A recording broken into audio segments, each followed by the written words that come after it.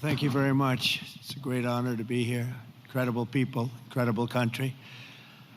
I'm thrilled to be back with so many visionary innovators and titans of industry, the most brilliant in the world, actually. So many different locations, and they come from all over, but this is a very special country that I'm in, and the business leaders here at APEC are really fantastic. So many friends, and I want to thank our host at this important summit, President Lee of South Korea. He's a terrific person, and I'm going to be meeting with him this afternoon, and I look forward to that very much. The Republic of Korea is a cherished American friend and a close ally, and as we can see in this beautiful city, it's truly one of the most remarkable nations anywhere on earth. Here in this peninsula, the people of South Korea have forged a miracle of economic development like you rarely see, an industrial and technological powerhouse, and above all, a free society and enduring democracy and a thriving civilization, and I want to congratulate you. It's very few places like it. The entire world should be inspired by all that you have achieved, and they study you, and they do so much to understand what you've done, but most of them don't get it, and that's probably good for you. Keep it this way. Most of them don't get it. They want to get it, but it doesn't quite work out for them the same way it works out for you, so that's a great tribute to you. We have some very special people with us today, and I want to thank for the great job he's done, and also for being here, Secretary of State Marco Rubio. Marco, you're around here someplace. Where's Marco? Marco, thank you. Man who's doing a fantastic job, who understands the markets maybe better than anybody. Our Treasury Secretary, Scott Bessent. Scott, thank you very much. And somebody that you're dealing with, who you made a very good deal with, because you have very good negotiators, but he's pretty good too. Howard Lutnick, Secretary of Commerce. Thank you, Howard. U.S. Trade Representative, Ambassador Jameson Greer is a fantastic person. And your Korea's Minister of Trade, Industry, and Resources, Mr. Jung Kwon Kim, who's an incredible man, actually. My people say he's very tough, however. We wish we had somebody of a little bit lesser caliber, but they decided not to do that. And so many other distinguished guests are here, so I just want to thank you very much. It's an incredible room. It's a beautiful room, by the way. All those beautiful people up there, so high up. This place is packed. Thank you. Look at that, we're waving. Thank you very much. But as you know, APEC unites Pacific nations around our growing economies and promoting our shared interests, and today I come with exciting news from one of the largest Pacific nations. We'll call ourselves a Pacific nation, but one of the largest of them all, the United States of America. I'm pleased to report to you that this afternoon, after 4 years of weakness, disaster, really decline, America is back, and it's back stronger than ever before. We're doing numbers that nobody's ever seen before. We're the hottest country in the world, actually, and I say that with other countries represented, and they admit it. But I do say it very proudly. 1 year ago, our country was in very, very serious trouble. Some people thought our country was dead. Now we're literally the sort of an inspiration to a lot of other countries. We are indeed, I use the term hottest country, but we're the hottest country anywhere in the world by far. The United States is blessed with right now, the strongest economy, the strongest borders. This all happened over the last 9 months. The strongest military, the strongest friendships, and the strongest spirit of any nation on the face of the earth. This is a golden age in a short period of time. I knew we could do it. I didn't know we were going to do it this quickly. It's a little bit more than 9 months. So in less than 1 year, we've secured commitments for over $18 trillion of new investments. As an example, the previous administration, in 4 years, they did less than $1 trillion. I think much less, actually, and hurt our country very badly. Who would have known? But we're going to be 18, so I figure that we'll probably be at 20 or 21, maybe even $22 trillion of investments coming into our country by the end of the first year of my second term.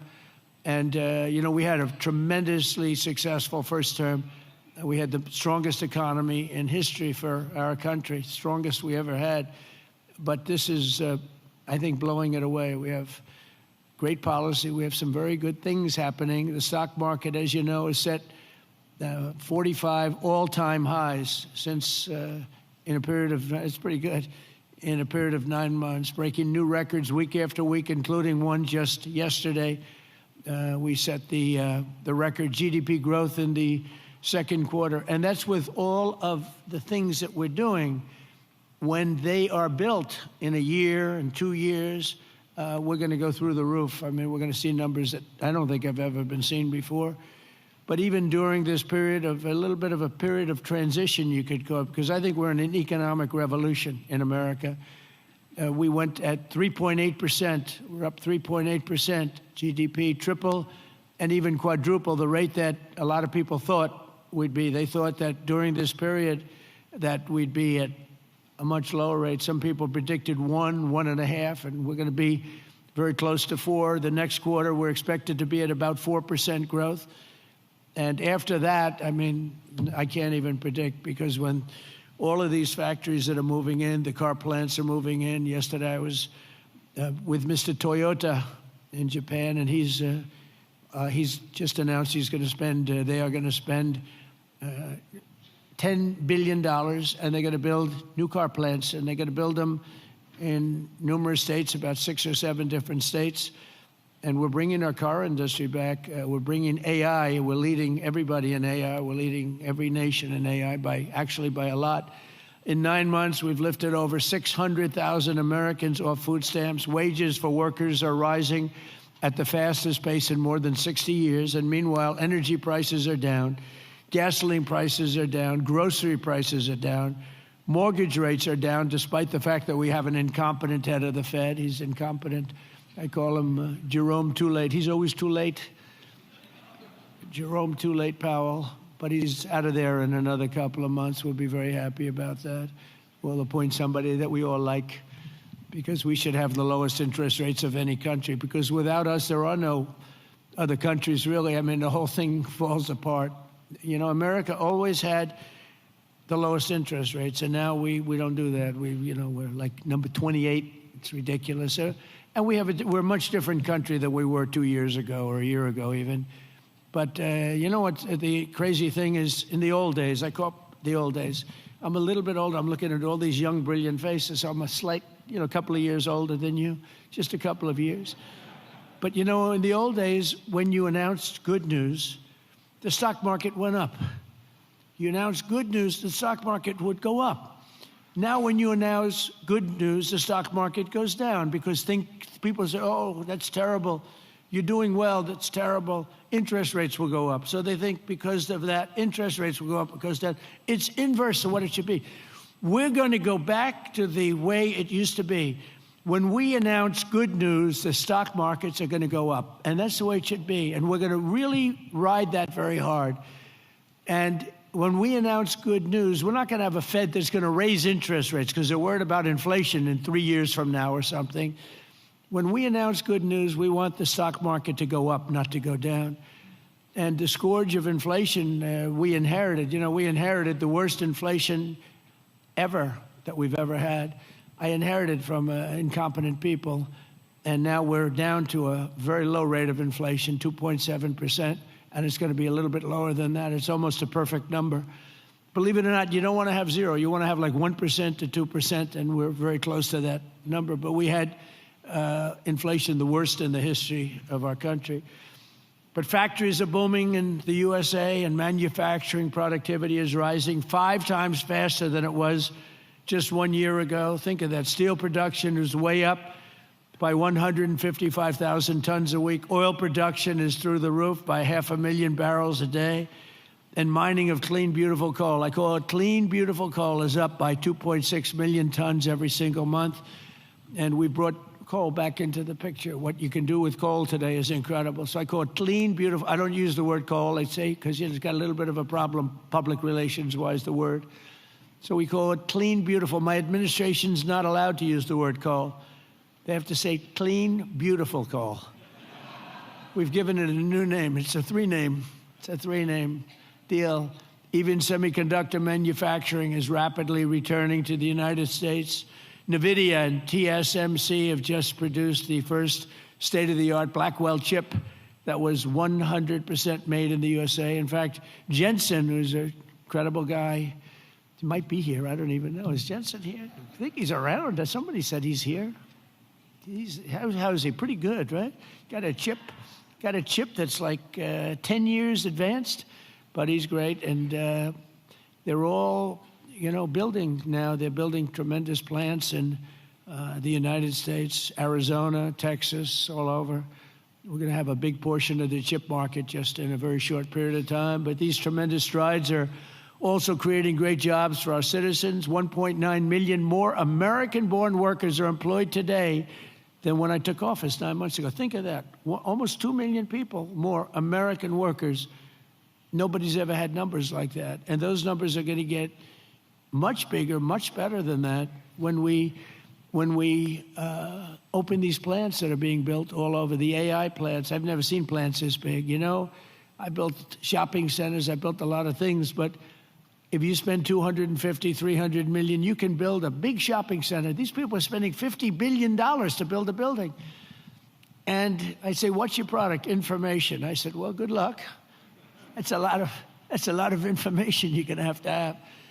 But, they're the smartest people in the world are doing it, and they all think it's great. All I can do is make it easy for them. And what I've done, one of the things that I'm most proud of, because I thought of it like every, country, our electricity production, our energy production is not, it's not, nobody ever saw this kind of a revolution with the AI. And what they need more than anything is electricity. So if a country was able to do that, it would be, pretty unusual. It would be very hard, maybe you could say impossible. So I came up with a concept when they build this massive plant, sometimes the size of Manhattan. Think of that. The size of Manhattan, these plants are the biggest. I've never seen anything like it, actually. Nobody has. There's never been anything like it. But I let them build their own electricity generating plants with it.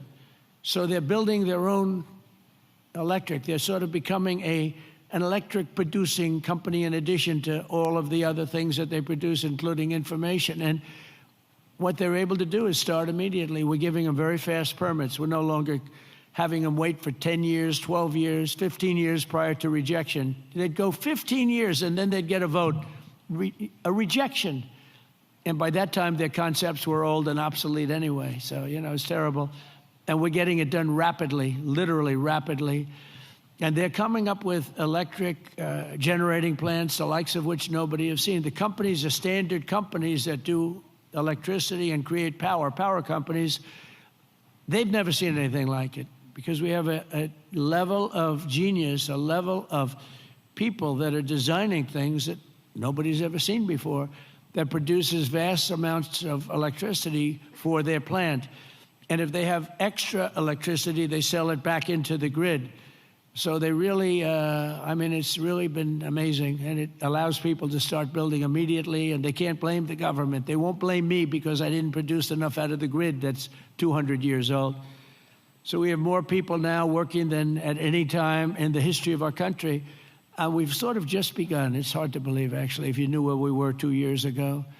All of this is incredible news for Americans and for nations around the globe, and it is for South Korea because we're partners. We're serious partners. We're wedded, and we have a very special relationship, a special bond. In fact, we're working with you on shipbuilding, where you're going to come in. We were the #1 in the world during World War II. We produced a ship a day. Can you believe it?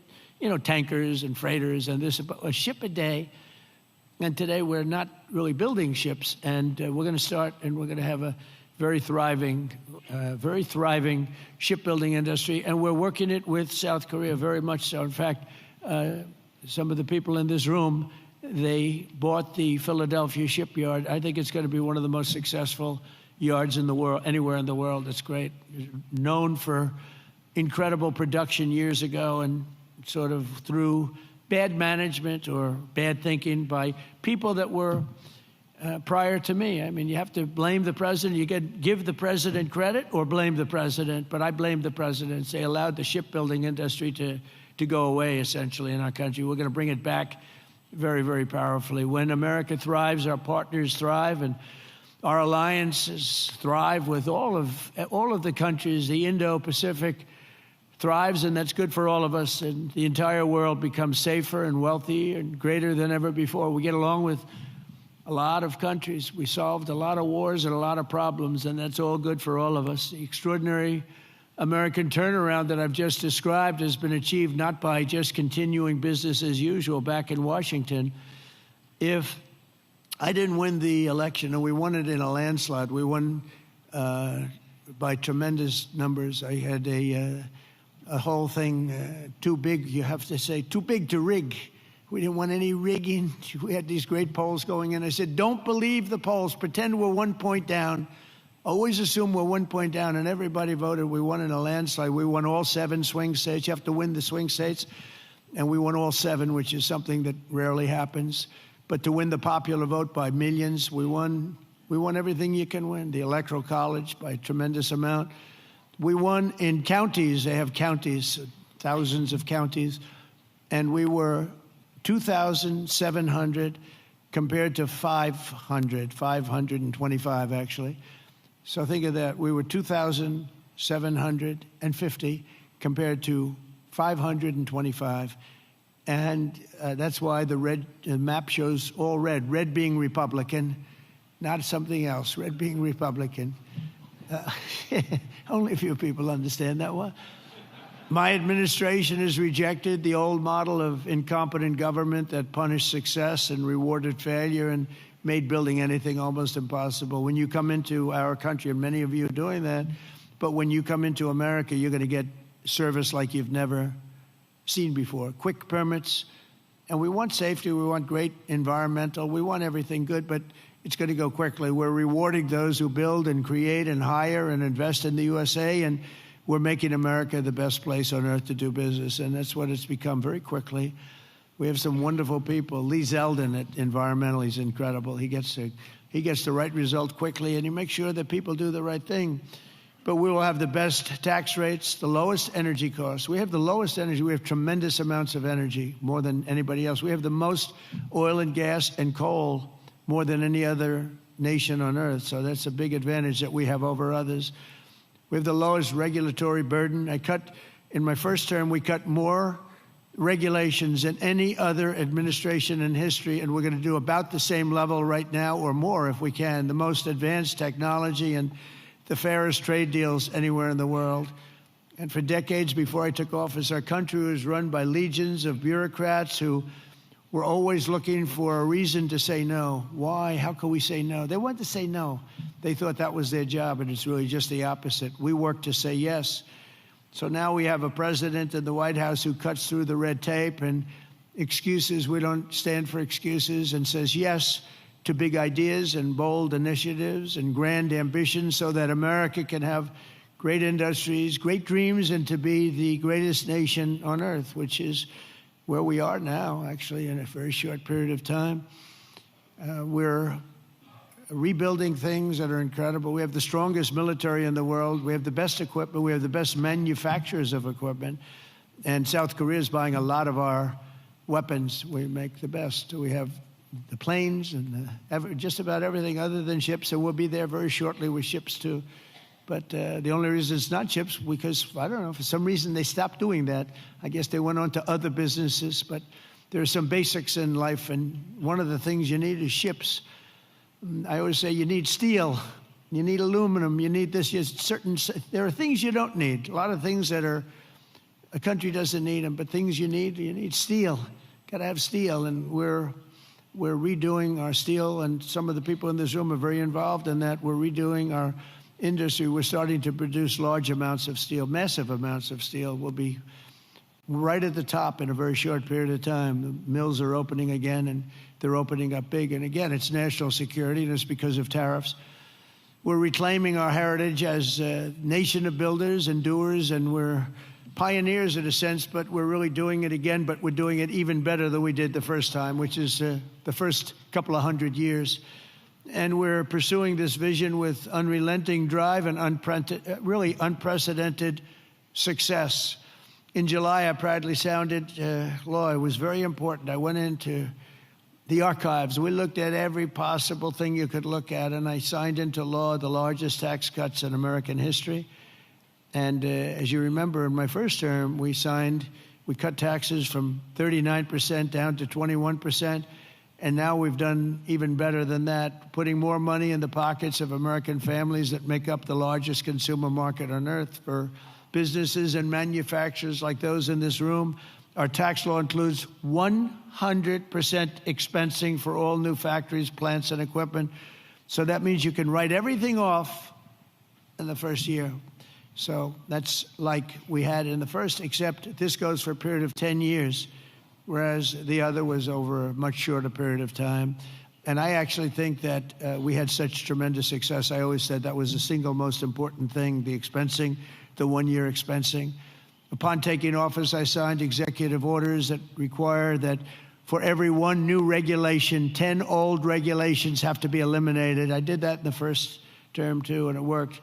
So if you want a new regulation, you have to get rid of 10, and already we're exceeding that limit, reaching closer to 30 to 1. Our people have done that, our great secretaries and other people in the administration. So we've been actually at a level where we sign in a new regulation, they get rid of 30 old. We're sort of cleaning up the books because many of these regulations are obsolete, they don't belong. And some were so horrible, they were obsolete, but they really stopped projects from being built, and we're getting rid of all of them.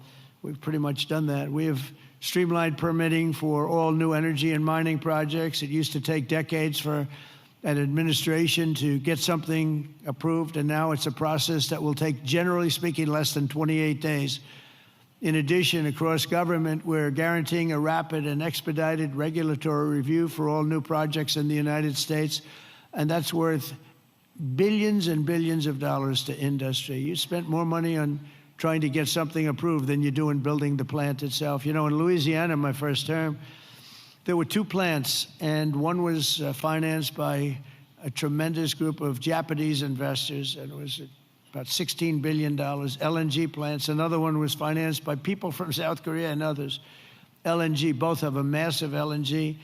They were in the review process. One was 15 years, one was 16 or 17 years, and they were then told, forget it, we're not going to get it approved. So I came into government, I heard about it, and I love Louisiana. We did very well there. We did well in just about all the states, but we did really well in Louisiana. And so I got involved. The one plant that was in for almost 15 years, I got it approved in 1 day. 1 day. In fact, when we called the people to say that they got approved, they didn't know what the hell we were talking about. They said, you got it approved. We sort of gave up on it. I said, no, you don't have to give up. We got it approved. The other one took me a little bit longer. I didn't do as good a job. It took me 1 week. And they got approved, and they got built. They're massive plants, and they're doing unbelievably. They're like setting records, LNG. Big, it's like the Empire State Building lying on its side. And all I know is, I looked at it. I said, what kind of a building is that? All it's got is pipes going back and forth. I never saw anything like it. But whatever it is, it works. And they've been very, very successful. But think of it, 14 and 15 years, and I got one approved in 1 day and one approved in 1 week, and they've been doing great, and they've been good for the environment. I've shrunk the size of government for the first time in many years since January. 100,000 bureaucrats have left the federal payroll. You've probably seen that. So we're creating real jobs. We're getting rid of wasteful jobs. Government spending is down 2.5% this quarter compared to 1 year ago. It was going through the roof in the previous administration.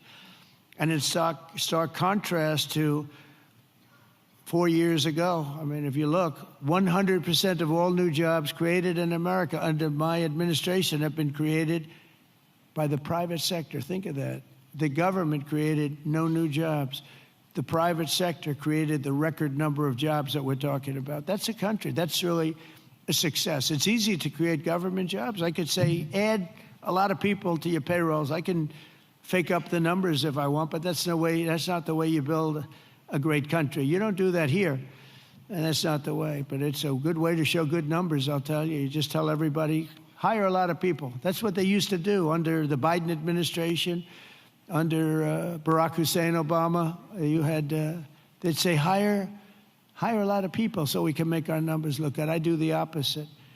And we have real numbers. These are real numbers. There's truly no better time to invest in the USA. The results speak for themselves. Since the election, TSMC has pledged to invest $100 billion in the United States. So they're coming in from Taiwan. We have tremendous numbers of companies coming from Taiwan and building in the U.S. Apple, $600 billion investment. Hyundai, $26 billion. Micron, $200 billion. SoftBank, OpenAI, and Oracle, over $500 billion. Amazon, $35 billion. Pfizer, $70 billion. Jera, $200 billion. Google, $25 billion. NVIDIA, $500 billion. Genentech, $50 billion. Johnson & Johnson, $57. We're bringing back all of our pharmaceutical business. IBM, $150 billion. AstraZeneca, $50 billion, among many others, many others, too many to talk about. But one of the most significant factors in this remarkable surge of new investment has been my transformation of trade policy. 8 years ago, I came to this very summit. I was here. Does anybody remember? I don't know. I remember. Does anybody remember what I said? Yeah, there's a few hands up there. It must have been a great speech. 3 people. It's not too many people. But there's no reason to, because you saw whatever I said, I did. And for the first time, I laid out the principle that economic security is national security. Economic security, that's for South Korea, that's for any country. But economic security is, in fact, national security. I made the case that the global trading system was broken and in urgent need of reform, had to be fixed. The system had been exploited by countries that broke the rules at the expense of countries that followed the rules to a T, and asked the nations of APEC to be our partners in making the system fairer and more sustainable for all of us, and we all work together, the APEC nations. 8 years later, as I'm back here in Asia, and I'm pleased to say that the positive vision for revolutionary reform I laid out, it seems like a long time ago, is now a reality. What really seems amazing is that we did all these things. We stopped a lot of wars. We did so many different things, made our country strong. Thank you. Thank you. And the campaign seemed like so long ago. And I was reading something today in one of the journals, and they said, can you believe it? 1 year ago, I was campaigning to win. Think of that. It was about a week. In a week, it'll be November 5th. And November 5th was the election. I said, can you imagine that? Here I am, president. We've done so many different things, economically, militarily, peace-wise, peace through strength. And yet, 1 year ago, it's not long ago, I was campaigning. We didn't win. We were campaigning, and then we had the election, and we had a great election. And the spirit in our country is like incredible if you compare that. We lost a lot of spirit in our country. Our country is depressed. They were very depressed, and they had a right to be. But around the world, we're signing one trade deal after another to balance our relationships on the basis of reciprocity. Very important word.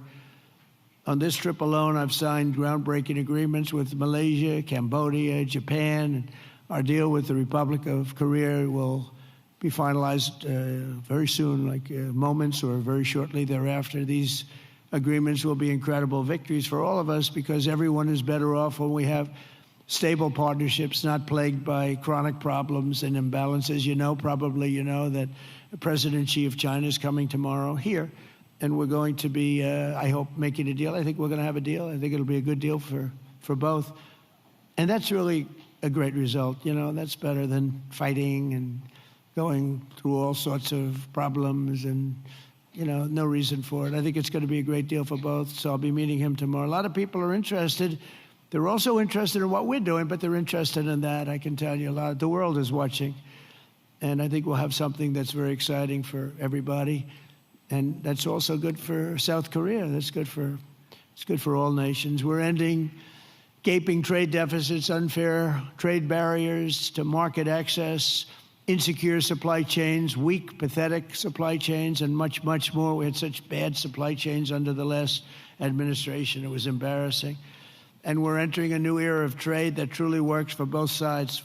Got to work for everybody. You know, deals have to be good for everybody. I've heard that all the time, and I never really believed it, I'll be honest. I said, if you make a great deal. The best deals are deals that work for everybody, especially when you're talking about nations. You know, when you're talking about nations, it really is a little bit different than you're doing a business deal and you want to just rip their hearts out, right? These guys know what I mean. They've ripped out so many hearts. But when you have nations, it's a little bit different, you know? You gotta all balance out a little bit. When I announced reciprocal tariffs last April, some people thought it was wonderful, and others really weren't so sure. They weren't sure. They didn't understand tariffs because tariffs were used against us. We didn't use tariffs stupidly. And we do now. National security. This week we proved once and for all that there were no critics left. The only critics are people that took advantage of us for many years, and now they're not able to do that. The deals we're signing with our friends and partners are making our alliances closer and stronger than ever before, and they respect us because it was so foolish.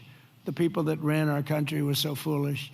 With these agreements, our nations will extend our vital security alliances into the realm of economic security for the first time ever. We're forging new partnerships on strategically important industries like shipbuilding, energy, semiconductors, critical minerals, and, very important pharmaceuticals. We learned that during COVID. We had to rely on other countries to give us pharmaceuticals. You can't do that. You have to, certain industries you want to have there. You want to have your medicines made ideally in your own country. Many of our agreements also include deepening collaboration of industries of the future, such as nuclear, quantum, artificial intelligence, where America is number one by a lot. Actually, we're really number one by a lot. We're number one in military consequence. We're number one in military, in the quality of the weapons. That's why everyone wants to buy for us. I'll tell you what we have a long lead on is submarines, nuclear submarines. We are so far advanced that by perhaps 20, 25 years. We're 25 years ahead of any competition. And not only are the tariffs strengthening our alliances, they're also bringing peace to the world. On Sunday in Malaysia, we signed the Kuala Lumpur Peace Accords, ending forever the war between Cambodia and Thailand. Thank you. Thank you. You know, it's interesting. We were making trade deals with Cambodia and with Thailand, and I sort of watch what I do. I don't go to the beach and sleep all day. I like to watch. And I see Cambodia, Thailand, among many other nations. And this is true for numerous other deals, too. But I see Cambodia, Thailand, and I read a front-page story about the fact that there were thousands of dead people along the border. And they fought for a long time. And I said, wait a minute, we're making deals? And they're starting a war? They were just starting, and it was vicious. Thousands of people were killed along the border, their two borders. And I said, let's call the head. I didn't know the heads of either one. I called them. They were both great people and sort of reasonable. I said, listen, you want a trade deal? We're not going to make a deal with you if you're going to be in war. Then I called Cambodia. I called Thailand. I called Cambodia, back and forth.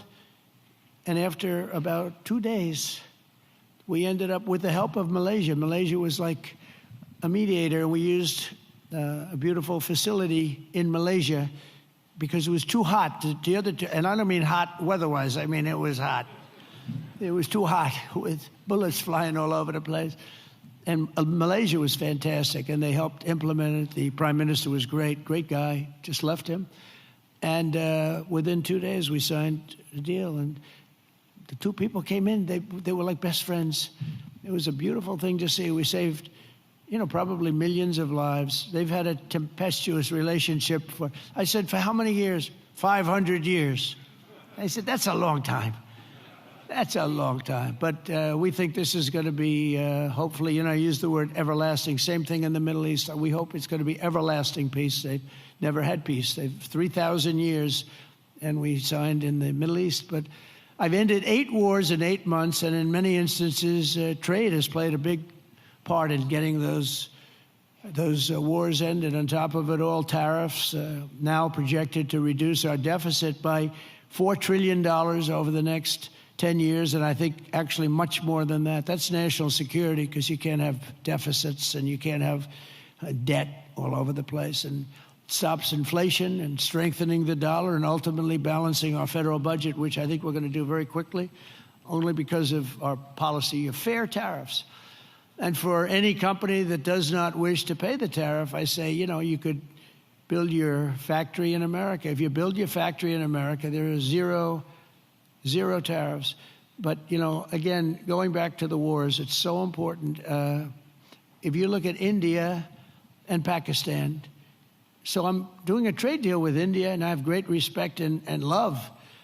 As you know, for Prime Minister Modi, we have a great relationship. Likewise, the Prime Minister of Pakistan is a great guy, and the field marshal, they have a field marshal. You know why he's a field marshal? He's a great fighter.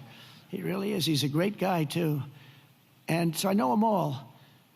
And I'm reading that 7 planes were shot down. They're going at it, and they're really starting to go. And it's a big thing. These are 2 nuclear nations. And they're really going at it. And I called Prime Minister Modi. I said, we can't make a trade deal with you. No, we must make a trade deal. I said, no, we can't. You're starting a war with Pakistan. We're not going to do it. And then I called Pakistan. I said, we're not going to do trade with you because you're fighting with India. And, 2 nuclear nations. And they said, no, you should let us fight. They both said that. They're warring. They're strong people, I'll tell you what. Prime Minister Modi is the nicest looking guy. He says, and he looks like you'd like to have your father, he's a killer. He's tough as hell. No, we will fight. I said, whoa, this is the same man that I know. But after a little while, and they're good people, and after literally 2 days, they called up and they said, we understand, and they stopped fighting. How is that? Isn't that amazing? Now, you think Biden would have done that? I don't think so. Most people wouldn't have thought of it, but, they wouldn't have thought of it. No, but here we are, we're doing deals. So you add an extra sentence, and you say you have to stop shooting at each other. 7 planes were shot down. You have to stop the war. And they stopped the war.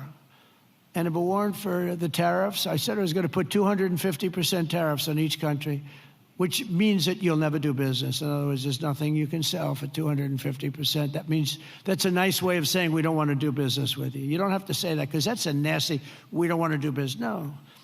You say we're going to put 250% tariffs if you don't stop the war. And they understood that, and within 48 hours, we had no war, no people killed. I mean, it's makes me feel so good. It's we saved millions and millions of lives with all of them. Azerbaijan. If you look at it, just take a look at that one. That was going on for, I think, 38 years, right? And President Putin called me. He said, "It's amazing. It's amazing. We couldn't get that war stopped. 38 years it went on, millions of people killed, and we got it done." And the 2 countries came in, and they were in the White House, and they started off here. And they got closer, closer, closer, closer. After an hour, they were hugging each other in peace. It was amazing, actually. It was beautiful to see 2 very good countries, 2 very good leaders. One was there for 22 years, one was there for 7. And they both said, my entire political life, all I did was shoot people on the other side. And we got it closed up. And we did that 8 times. The only one I didn't do is Russia, Ukraine, but that'll get done too. That'll get done. I thought that was going to be an easy one because of my relationship with President Putin. He turned out to be a little different, but I think it'll get done. It would have never started if I were president. That war would have never, ever started. So we've used trade to create peace in a lot of different locations. We also solved the war in Africa, Congo, Republic of Congo, and Rwanda.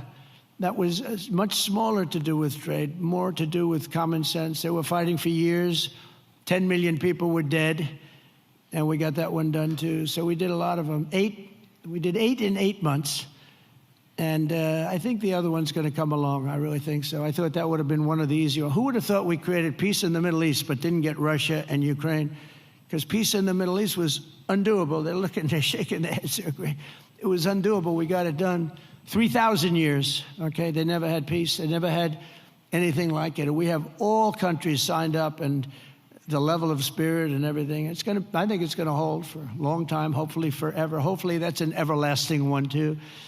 So in conclusion, at some point in your careers, every great business person and CEO in this room today has faced critics who said reform, innovation, and bold action would only lead to a total disaster. But none of us would be here if we had listened to the small minds with no vision. These are small minds with no vision. They had no understanding of success. They had no understanding of life and death. True success comes from having the confidence and the courage to prove the doubters wrong. And oftentimes you'll go the opposite way of almost everybody, and you'll be the one that's right, and the others will be the one that's wrong. And that's where you have your greatest successes.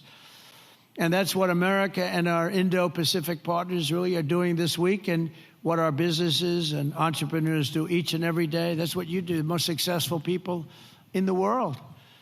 Together, we're solving the challenges that no one before us has ever been able to solve, and we're forging a free and open Indo-Pacific, and for all of the people, we're creating a future of dignity and security, prosperity and pride. From the rolling hills of San Francisco to the gleaming streets of Seoul, from the bustling factories of Toledo, Ohio, to the bright lights of Tokyo, from Pittsburgh to Palawan, from Boston to Bangkok, from Detroit to Da Nang, and from Cleveland to right here in Gwangju. Nice place. Did I do good with that one? Did I do okay? Gwangju.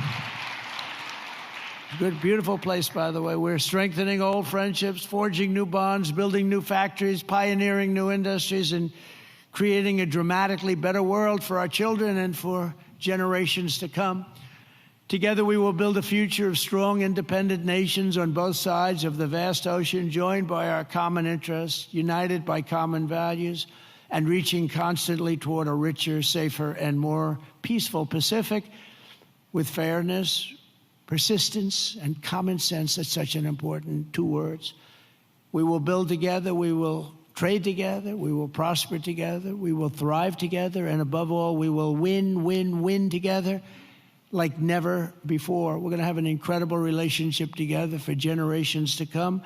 And I just want to thank everybody in the room. I know so many of you. You're incredible people. God bless you. God bless the nations of this great region, and God bless America. Thank you very much, everybody.